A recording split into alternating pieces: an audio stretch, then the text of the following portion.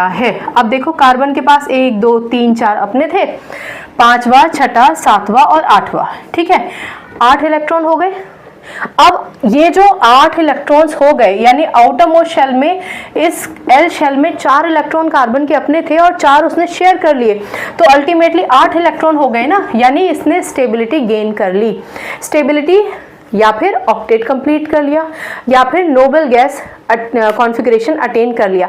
छोटा सा पॉज लीजिए, हर एक एलिमेंट चाहता है कि वो नोबल गैस कॉन्फ़िगरेशन अटेन कर ले। नोबल गैसेस पीरियोडिक टेबल में 18वें ग्रुप के वो एलिमेंट्स हैं जिनके आउटर मोस्ट शेल सबके कंप्लीट है, जिसमें 2 इलेक्ट्रॉन होने चाहिए 2 हैं, जिसमें आउटर मोस्ट शेल में 8 इलेक्ट्रॉन होने चाहिए 8 है, इसलिए वो स्टेबल होते हैं। बेमतलब उनको किसी से रिएक्शन करने की या इलेक्ट्रॉन लेन देन की ज़रूरत ही नहीं है, वो शाही है, किसी से लेना देना नहीं बनता। अंडर सर्टेन केमिकल कंडीशंस ही वो किसी से रिएक्ट करते हैं, ठीक है। अभी पॉज में ही हम चल रहे हैं, तो अगर आपसे पूछ लिया जाए कि हाइड्रोजन ने कार्बन से इलेक्ट्रॉन शेयर कर लिया, कौन से नोबल गैस को रिजेंबल करता है, तो आप कहेंगे हीलियम, क्योंकि हीलियम के आउटर मोस्ट शेल में 2 इलेक्ट्रॉन होते हैं। अगर पूछा जाए कि कार्बन ने इलेक्ट्रॉन्स ले लिए, किसको रिप्रेजेंट करता है, तो आप कहेंगे नियन, क्योंकि नियन के आउटर मोस्ट शेल में 10 इलेक्ट्रॉन होते हैं। 8 इसके पास शेयरिंग के बाद हो गए और 2 इसके अपने थे 10। पॉज खत्म, बैक टू द लेक्चर।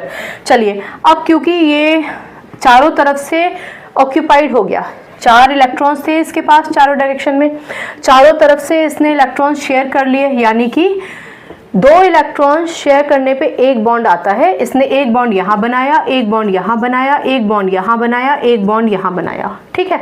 कहने का मतलब, अगर आप क्लास के रेफरेंस से देखें तो इसके पास 4 स्थान खाली थे, उन चारों स्थानों पर इसने हाइड्रोजन को अपने साथ अकम्पनी कर लिया है, ठीक है ना।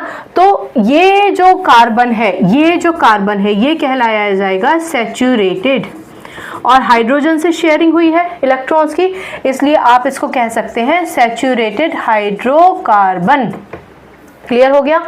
कार्बन के पास आउटर मोस्ट शेल में 4 इलेक्ट्रॉन है, 4 इलेक्ट्रॉन है। अगर उन चारों इलेक्ट्रॉन्स को कहीं ना कहीं से कोई ना कोई इन्वॉल्वमेंट मिल जाए, कोई और शेयर करके बॉन्ड बना दे, बॉन्ड बनना जरूरी है, तो आप ऐसे कार्बन को सैचुरेटेड हाइड्रोकार्बन कहते हैं, ठीक है।